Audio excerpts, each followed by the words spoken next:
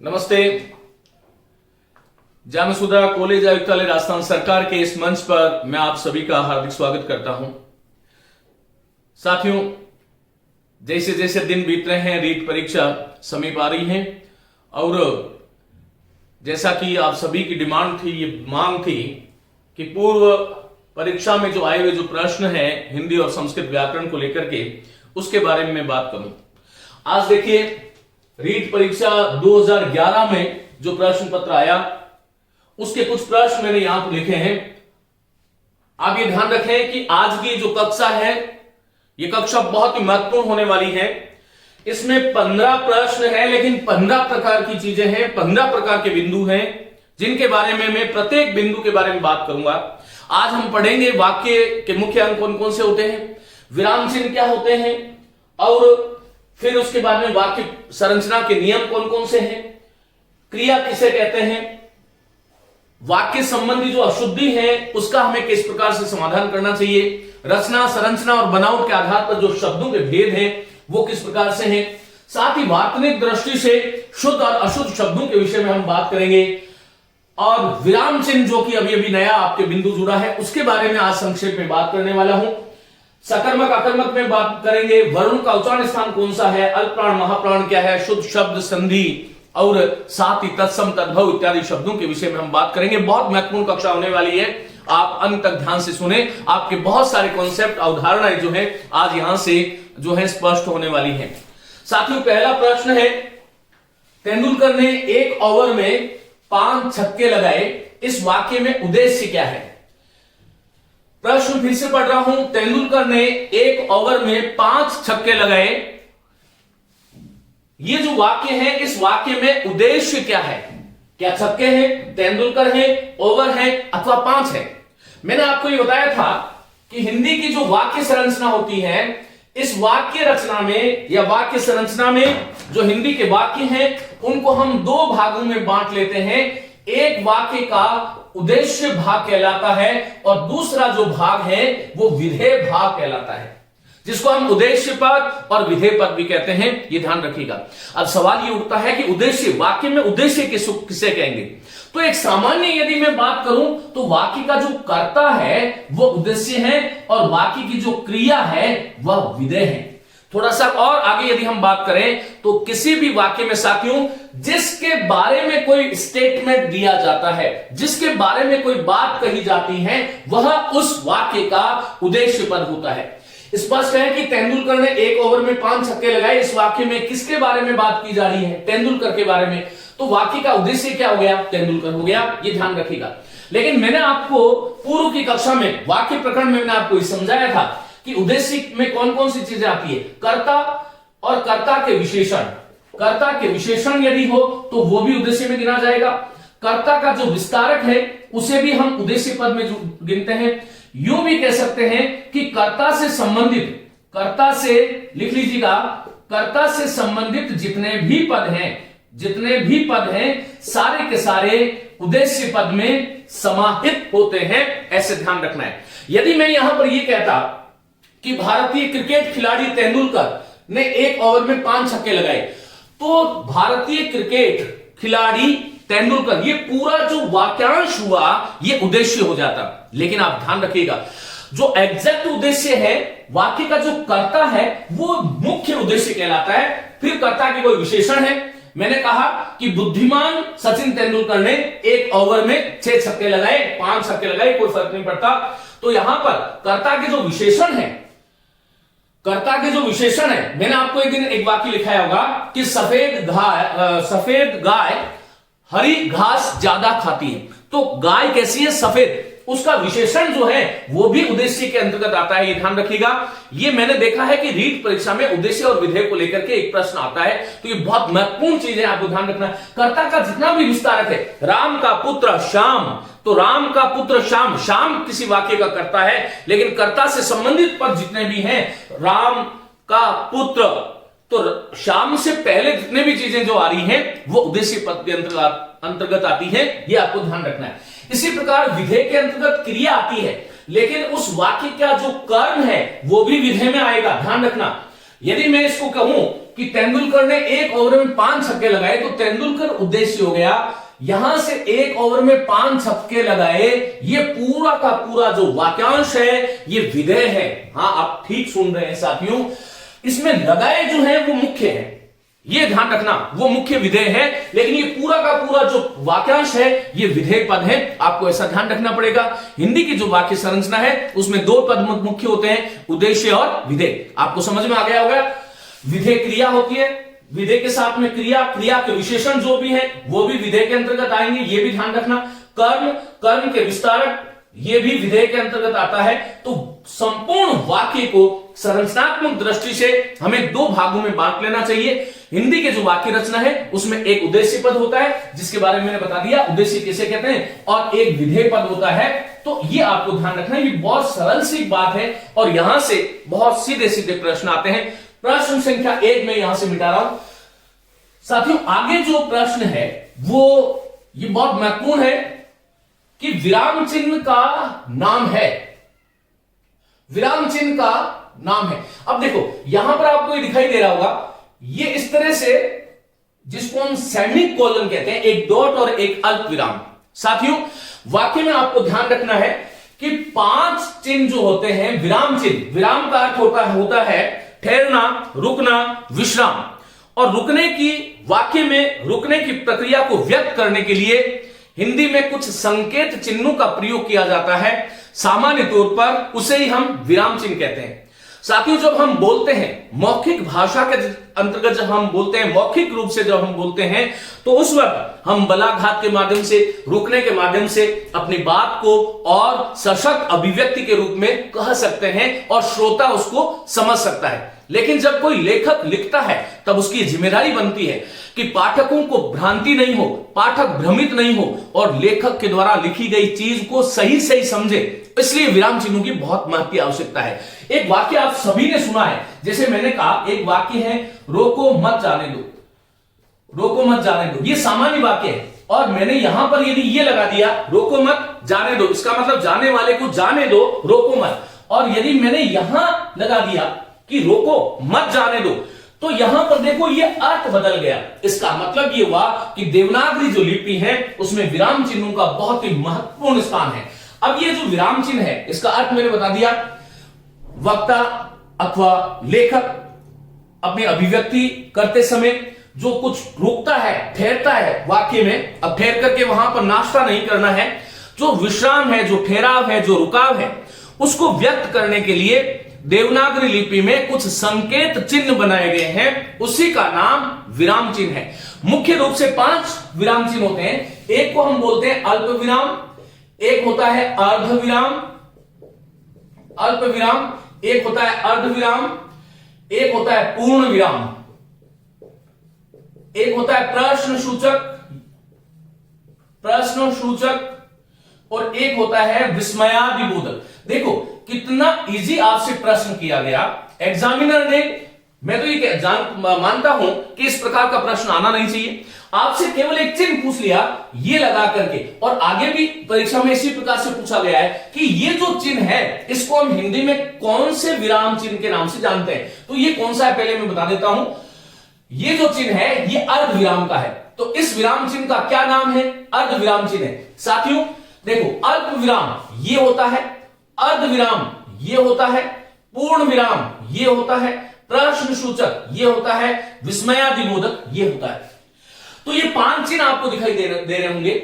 अल्प विराम और अर्ध विराम, इन दोनों विराम चिन्हों का प्रयोग कभी भी वाक्य के अंत में नहीं होता, यह आप ध्यान रखिएगा।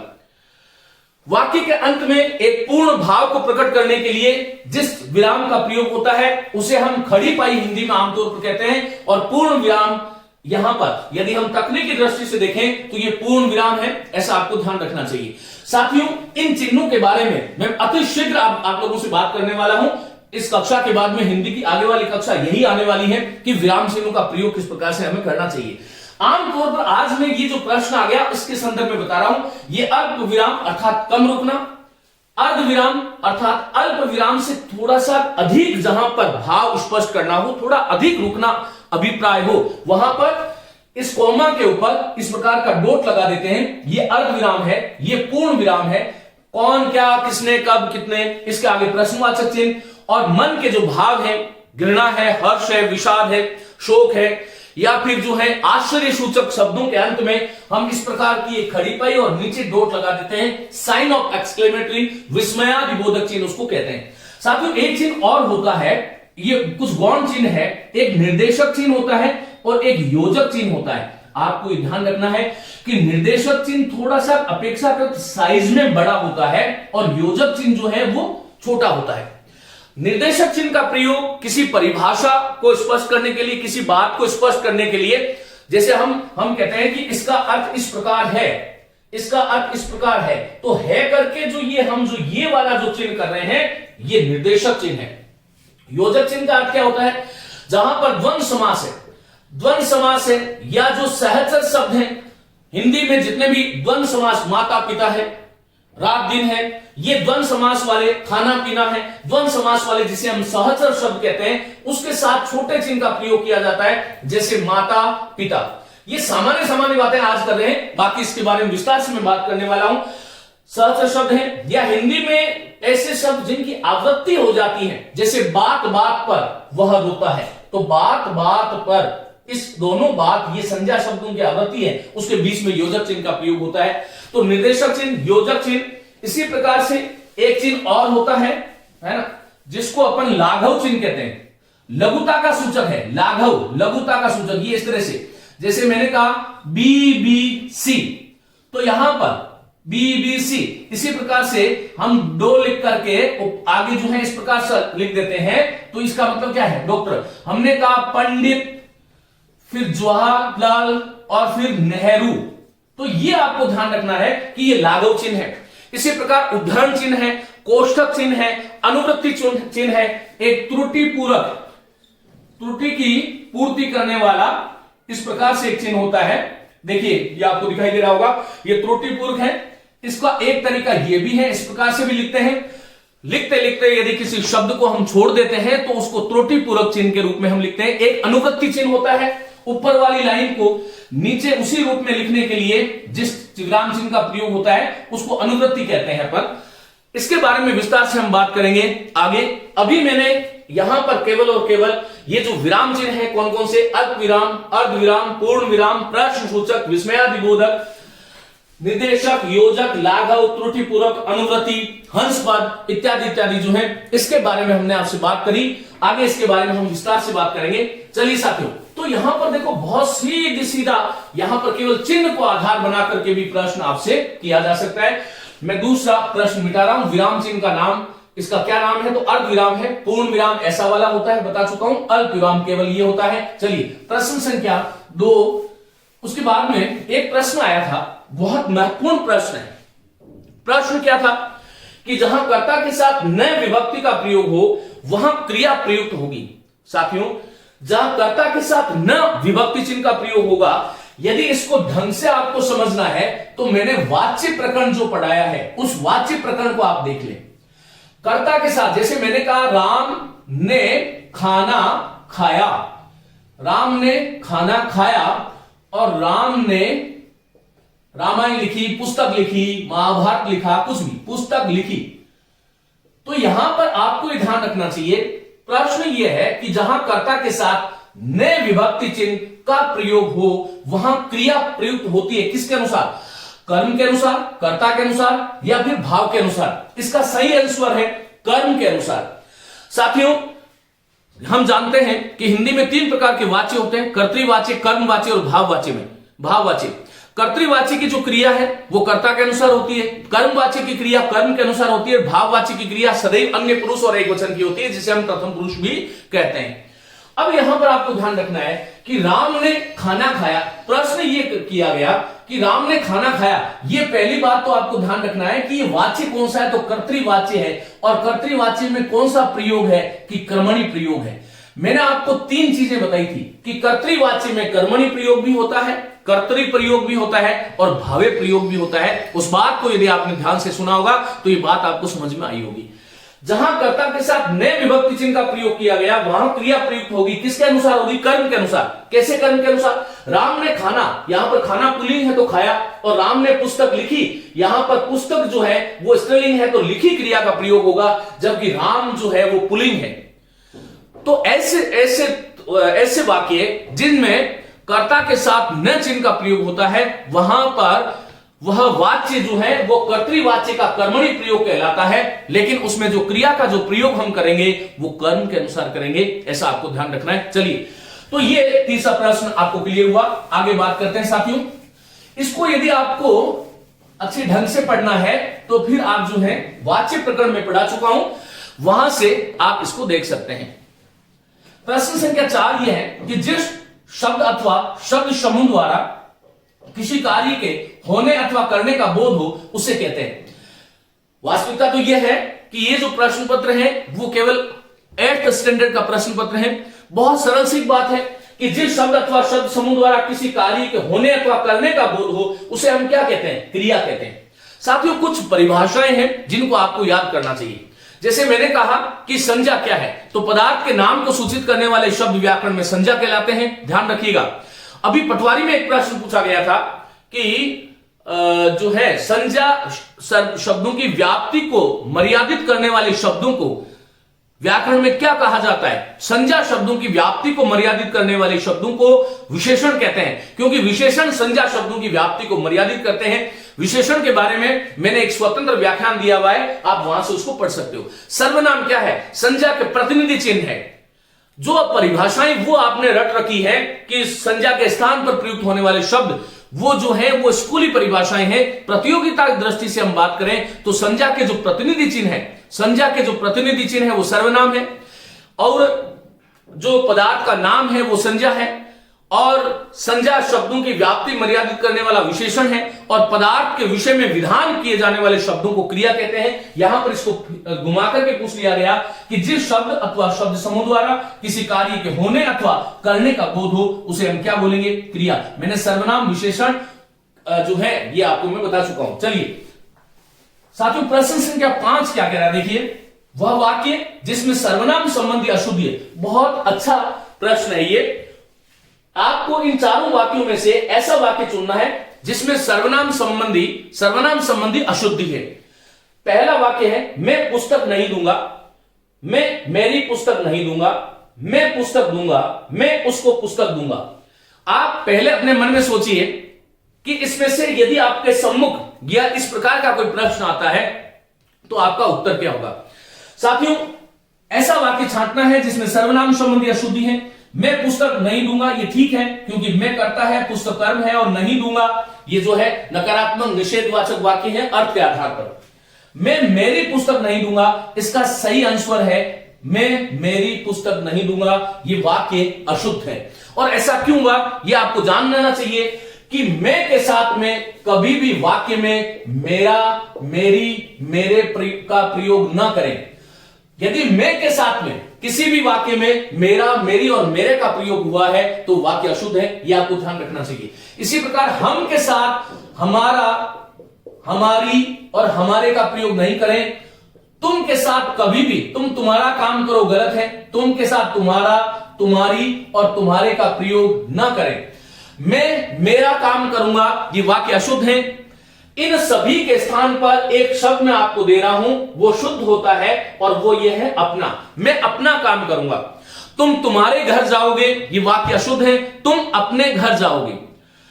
हम हमारी पुस्तक पढ़ेंगे, ये वाक्य गलत है। हम के साथ कभी हमारा, हमारी, हमारे का प्रयोग नहीं होता। हम अपनी पुस्तक पढ़ेंगे, ये प्रयोग शुद्ध है। तो आपको ध्यान रखना चाहिए। आपसे पूछा था कि वह वाक्य जिसमें सर्वनाम संबंधी अशुद्धि है, तो सर्वनाम संबंधी अशुद्धि जो है मैं के साथ में मेरी का प्रयोग हो गया। मैं मेरी पुस्तक नहीं दूंगा, मैं के साथ मेरी का प्रयोग नहीं होता। यह आपको ध्यान रखना चाहिए। मैं इस प्रश्न को मिटा रहा हूं। ये देखो, आपने एक ही चीज में यह जान लिया कि वाक्य शुद्धि के नियमों में मैं के साथ मेरा, मेरी, मेरे का प्रयोग नहीं करें। तुम के साथ तुम्हारा, तुम्हारी, तुम्हारे का प्रयोग नहीं करें। हम के साथ हमारा, हमारी, हमारे का प्रयोग नहीं करें। इन सभी के स्थान पर मैं के साथ अपने का, तुम के साथ अपने का, हम के साथ अपने शब्द, अपनी शब्द या अपना शब्द का प्रयोग करना चाहिए। ये हमारा घर है, ये तो शुद्ध है, लेकिन मैंने कहा कि हम हमारे घर जा रहे हैं, ये गलत है। हम अपने घर जा रहे हैं, ये साथियों इस तरह से आपको जो है ध्यान रखना चाहिए। एक प्रश्न आया कि यौगिक शब्द है, एक शब्द है गणेश, एक आधा, एक पूर्ण और एक जलन। मैंने ये जानबूझ करके प्रश्न लिखा है साथियों, यहां पर आपको कुछ विशेष बातें मैं बताने वाला हूं, आपको ध्यान से सुनना है। देखिए, शब्दों के कुछ प्रकार होते हैं, भेद होते हैं। जैसा कि हम जानते हैं अर्थ के आधार पर शब्दों के भेद होते हैं, पर्यायवाची, विलोम इत्यादि इत्यादि। उत्पत्ति के आधार पर जो है हिंदी भाषा में 5 प्रकार के शब्द हैं, तत्सम, तद्भव, देशज, विदेशज और संकर। और रचना और बनावट के आधार पर, रचना, बनावट या व्युत्पत्ति, रचना, बनावट या व्युत्पत्ति के आधार पर हिंदी में 3 प्रकार के शब्दों का विभाजन किया गया है। कुछ शब्द हैं जिसको हम रूढ़ कहते हैं, दूसरा शब्द है जिसको हम यौगिक कहते हैं, और तीसरे प्रकार के शब्द हैं जिसको हम योग रूढ़ कहते हैं। साथियों, एक तो रूढ़ के नीचे ढ में ऐसा बिंदु लगा देते हैं, ये गलत होता है। संस्कृत के किसी भी शब्द में, अर्थात मैं ये कहना चाह रहा हूं कि तत्सम शब्दावली जो हिंदी में प्रयुक्त होती है उसमें ड़ और ढ के नीचे बिंदु का प्रयोग नहीं करें। ये मैं शुद्ध अशुद्ध शब्द में भी आपको बता चुका हूं। तो हिंदी भाषा में, हिंदी भाषा की जो शब्द संपदा है, उस शब्द संपदा में रचना, बनावट अथवा व्युत्पत्ति के आधार पर शब्दों के 3 भेद हैं। कौन कौन से? रूढ़ है, यौगिक है और योग रूढ़ है। सामान्य सी बात मैं बता देता हूं, रूढ़ का अर्थ होता है प्रसिद्ध, अर्थात हमारी हिंदी भाषा में ऐसे शब्द जिसमें न तो संधि हो, न समास हो, न किसी उपसर्ग का प्रयोग हो और न ही किसी प्रत्यय का प्रयोग हो, अपितु वह शब्द किसी अर्थ विशेष में प्रसिद्ध हो जाता है, ऐसे शब्दों को रूढ़ शब्द कहते हैं। या फिर इसकी रूढ़ की एक परिभाषा और होती है कि किसी भी शब्द के जब हम खंड करते हैं तो खंड करने पर उसके जो खंड है उसका जब कोई भी अर्थ नहीं निकले, किसी प्रकार का अर्थ प्रकट ना हो, ऐसे शब्दों को हमें रूढ़ शब्द कहना चाहिए। देखिए, मेरे हाथ में पेन है, तो पेन कैसा शब्द है? बोलो, रूढ़ शब्द है। ये पेन क्यों है? पे और ने का कोई अर्थ नहीं है। ये क्या है? बोलिए, नाक। तो नाक में ना को अलग करके, क को अलग करके कोई अर्थ नहीं होता। यद्यपि ये ध्यान रखना है कि अब हिंदी और संस्कृत की दृष्टि से यदि मैं देखूं तो आपको भ्रमित नहीं होना है। नाक शब्द जो है संस्कृत में न और अक, न अर्थात नहीं, अक अर्थात दुख, नहीं है अक दुख, जहां पर वो क्या होता है? स्वर्ग। तो जब स्वर्ग का पर्यायवाची नाक होता है तब तो वो यौगिक है, लेकिन ये अंग का वाचक जो नाक है वह रूढ़ शब्द है, क्योंकि इसमें ना और क का कोई अर्थ नहीं है।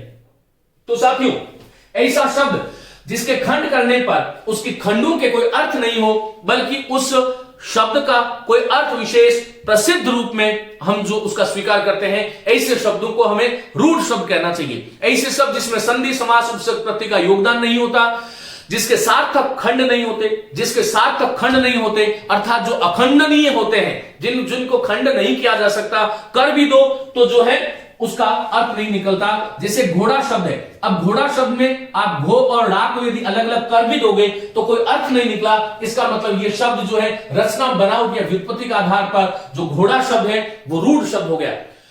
इसी प्रकार घोड़ा क्यों है? हालांकि घोटक शब्द था संस्कृत में, और घोटक शब्द का परिवर्तित रूप होकर के घोड़ा शब्द बनता है। घोटक का अर्थ है घुटना, जिसमें घुटने का, जिस पशु विशेष के घुटनों का विशेष महत्व हो वो घोड़ा है। लेकिन यहां पर हिंदी में घो और ड़ा का कोई अर्थ नहीं है। इसी प्रकार यदि मैं आपसे कहूं कि यह हाथ क्यों है, यह हाथ क्यों है, इसका नाम हाथ है, तो इसका कोई जो मीनिंग नहीं है हा और थ का। यह प्रसिद्ध है कि हाथ बोलने से हमें इस प्रकार की आकृति मस्तिष्क में आती है।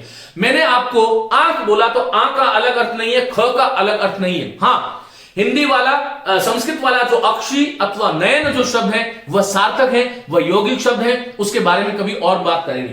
तो आपको ये ध्यान रखना चाहिए। इसी प्रकार मैंने पशु बोला तो पशु में प और शु का अलग अलग कोई अर्थ नहीं है। पशु बोलने से हमारे मस्तिष्क में चौपाया आता है। साथियों, यदि आप संदेह में नहीं आओ तो मैं आपको एक बात बता देता हूं कि शब्द संपदा को समझना बहुत ही दुष्कर काम है, लेकिन परीक्षाओं की दृष्टि से यदि हम देखें तो आपको विद्वान नहीं बनना है। वास्तव में पशु शब्द भी यौगिक शब्द है, क्योंकि वहां पर पश्यति थी पशु, जो देखता है वो पशु है। वेद में समस्त प्राणी जगत को पशु शब्द से संकेतित किया गया, वहां पर चौपाया अर्थ नहीं है। पशु जो शब्द है वो समस्त उस प्राणी जगत के लिए प्रयुक्त होता था जो दृक शक्ति युक्त थे, जो देखने की शक्ति से युक्त थे। लेकिन चलिए मैं यहां पर जो है आपको और ज्यादा गंभीरता में नहीं ले जाना चाहता। खाट शब्द है। अब खाट बोलने से प्रयंग, जिसको हम पलंग कहते हैं, वो हमारे मस्तिष्क में आता है, लेकिन खाट शब्द में खा और ट का कोई अर्थ नहीं है। इसी प्रकार हाथी शब्द है। अब यहां पर संस्कृत का जो हस्ती शब्द था उसकी कुछ कहानी अलग थी, लेकिन हाथी शब्द में जो है, हाथी शब्द में हा और थी का अलग अलग अर्थ नहीं है। इसी प्रकार जितने भी जो तद्भव टाइप के जो देश शब्द है जिसके कोई खंड नहीं होते, खंड हो तो उसका अर्थ नहीं निकलता, ऐसे शब्दों को हमें रूढ़ शब्द कहना चाहिए। दूसरा शब्द है यौगिक शब्द। यौगिक शब्द का मतलब ये हो गया कि ऐसे शब्द जिसमें संधि भी हो, संधि हो सकती है, या समास हो सकता है, या कोई उपसर्ग हो सकता है, या प्रत्यय हो सकता है, ऐसे शब्दों को हमें यौगिक शब्द कहना चाहिए। साथियों ये ध्यान रखना कि योग रूढ़ शब्दों में भी ये चारों चीजें हो सकती है, ये ध्यान रखना। यौगिक और योग रूढ़ में एक चीज समान है, यौगिक में भी संधि समास उपसर्ग और प्रत्यय का प्रयोग हो सकता है, योग रूढ़ शब्दों में भी संधि समास उपसर्ग और प्रत्यय का प्रयोग हो सकता है। लेकिन इनमें अंतर क्या है कि यौगिक शब्द के जब हम खंड करते हैं तो खंडों का जो अर्थ होता है, खंडों का जो अर्थ होता है वही उस शब्द का अर्थ होता है, वही उस शब्द का अर्थ होता है। मेरा कहने का मतलब यह है कि हमारी हिंदी भाषा में जितने भी संधि युक्त शब्द हैं जिसका कोई तीसरा अर्थ नहीं निकलता हो, यह ध्यान रखना। योग रूढ़ शब्द में ये सब चीजें होती है, लेकिन खंडों का जो अर्थ होता है वह अर्थ प्रकट नहीं होकर के उसका कोई तीसरा ही अर्थ प्रकट होगा, उसको हम योग रूढ़ कहते हैं।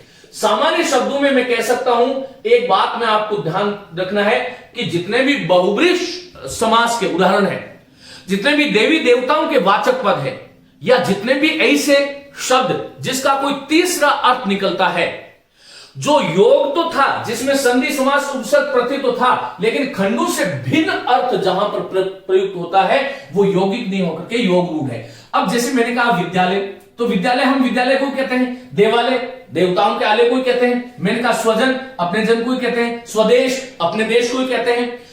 जितने भी, जैसे मैंने कहा पारिवारिक, परिवार से संबंधित कैसा शब्द हो गया बोलो, यौगिक शब्द हो गया।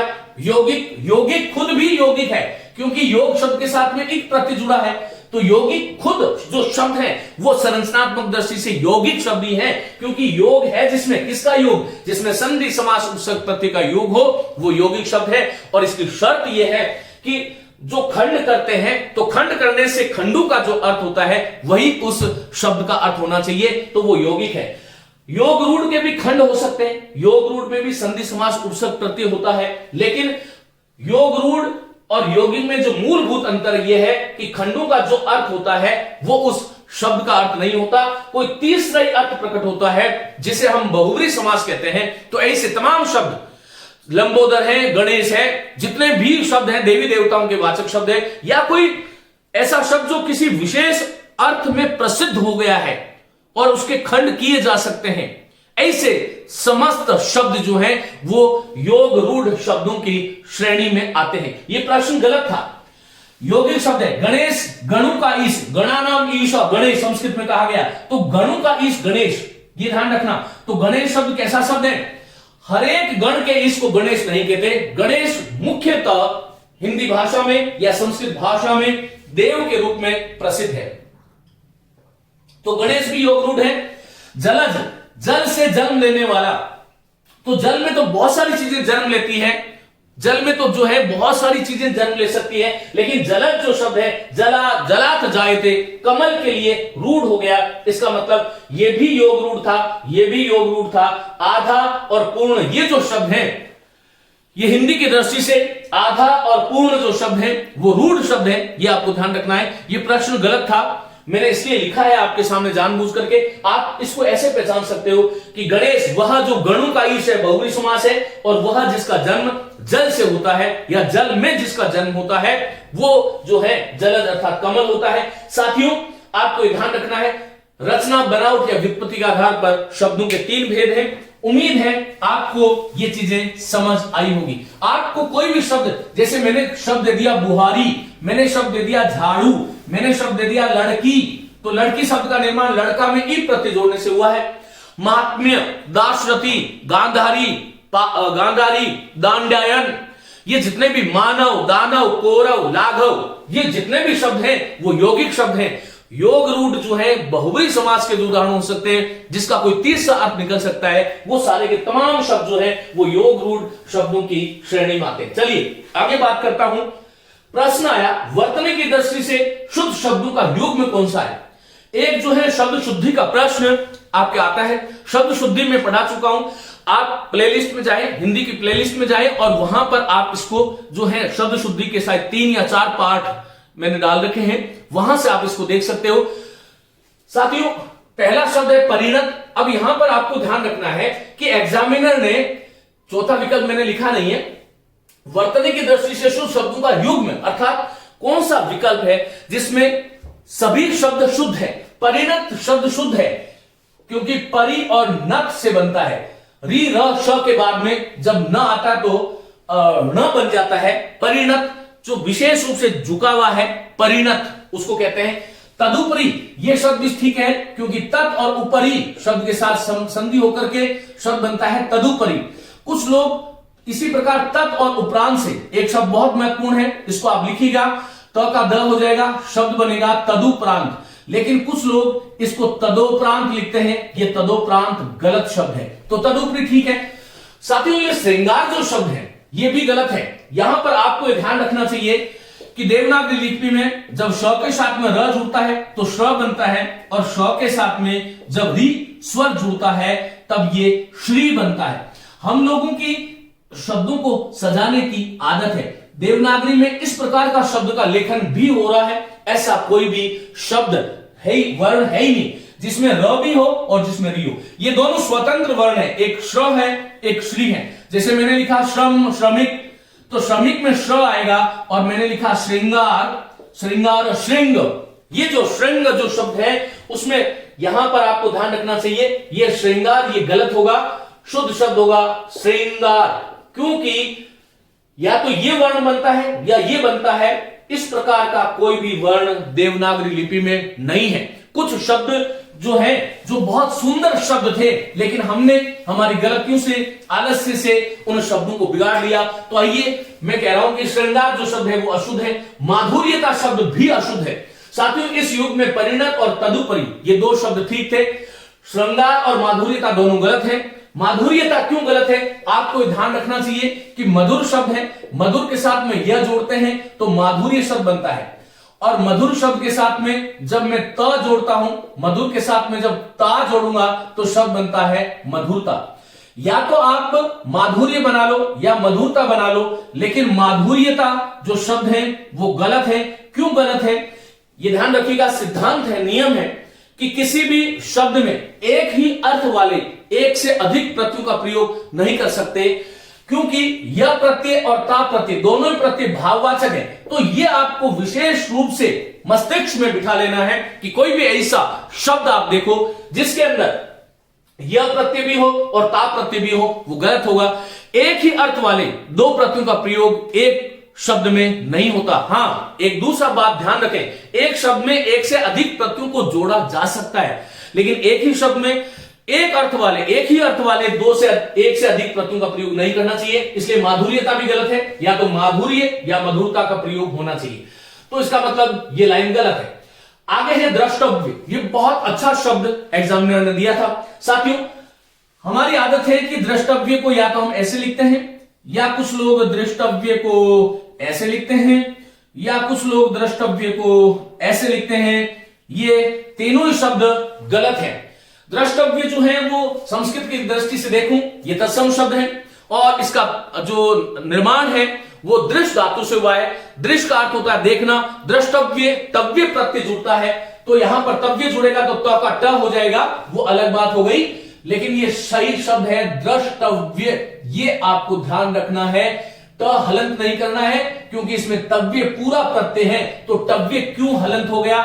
दूसरी बात, मूल धातु दृश्य थी, उस दृश्य के साथ में तव्य जुड़ा तो संधि नियमों से द का जो री था उसका र हो गया, गुण कहते हैं इसको, और शब्द बना द्रष्टव्य। लेकिन आपको दूसरी बात, एक बहुत महत्वपूर्ण बात बता रहा हूं, दृष्टांत शब्द ऐसे ही शुद्ध होगा, ये ध्यान रखिएगा।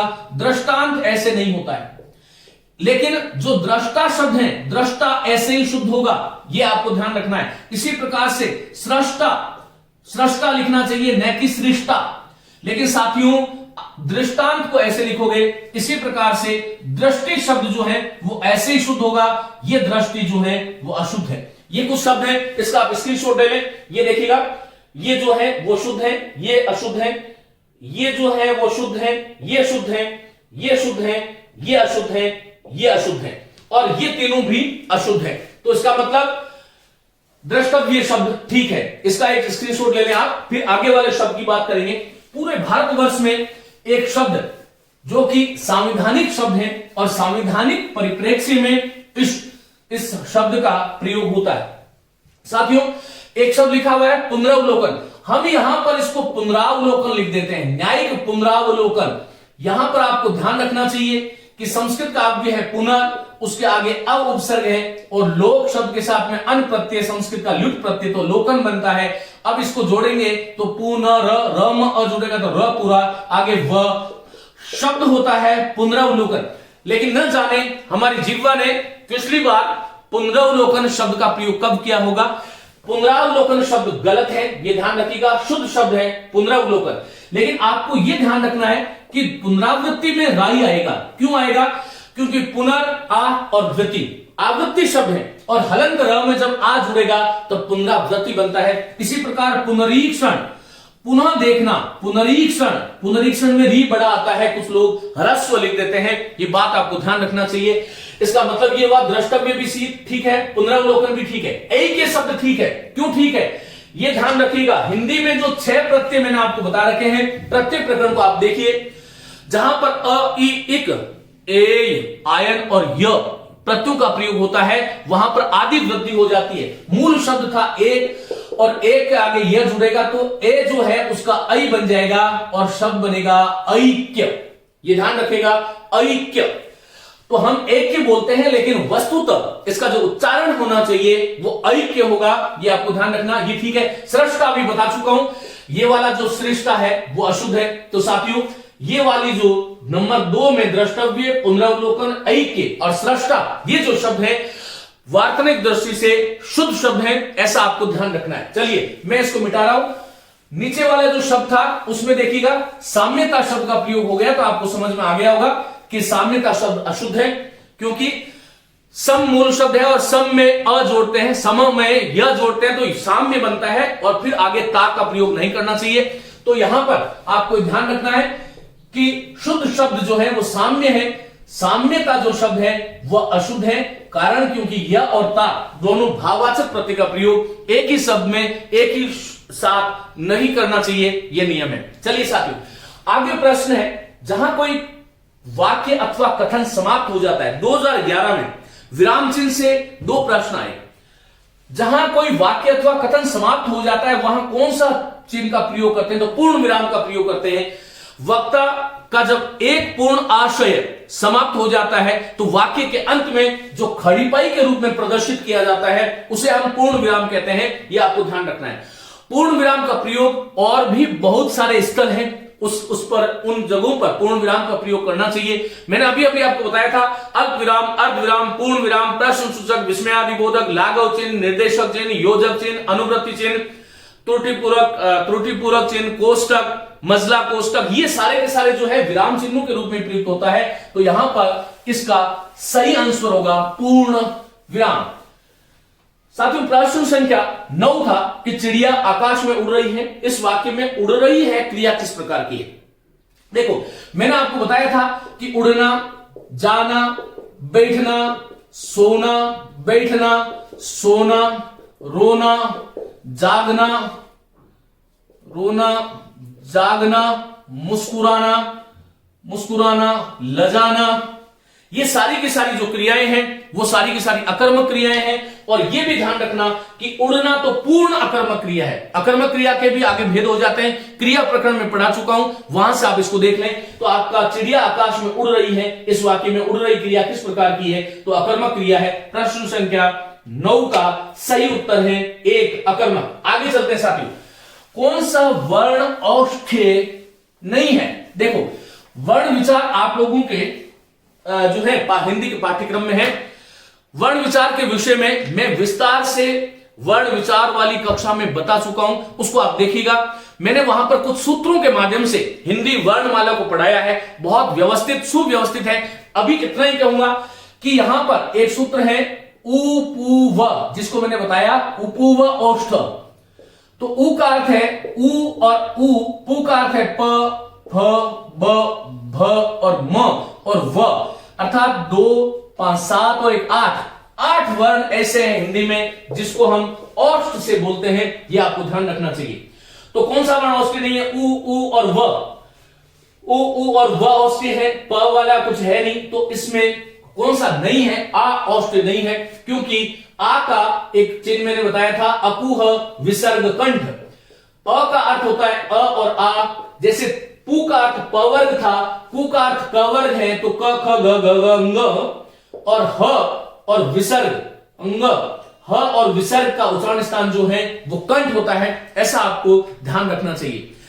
साथियों वर्ण विचार से संबंधित जो कक्षा है उसमें यदि आपके वर्ण विचार से संबंधित कोई शंकाएं यदि अभी भी शेष है, वैसे तो आप 1000 बार पढ़ चुके होंगे, लेकिन है तो वहां से मेरे व्याख्यान को आप सुन लें, हिंदी की प्लेलिस्ट में जाएं, वर्ण विचार वाले व्याख्यान को आप सुन लें।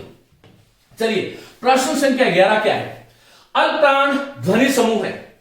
साथियों प्राणत्व के आधार पर जब हम किसी वर्ण का उच्चारण करते हैं, उच्चारण करते समय उस वर्ण के उच्चारण में लगने वाली जो वायु है, प्राण जो है, उसके आधार पर, प्राणत्व के आधार पर हिंदी के जितने भी वर्ण हैं उसको हमने 2 भागों में बांटा हुआ है। एक तो अल्प प्राण है और दूसरा महाप्राण है।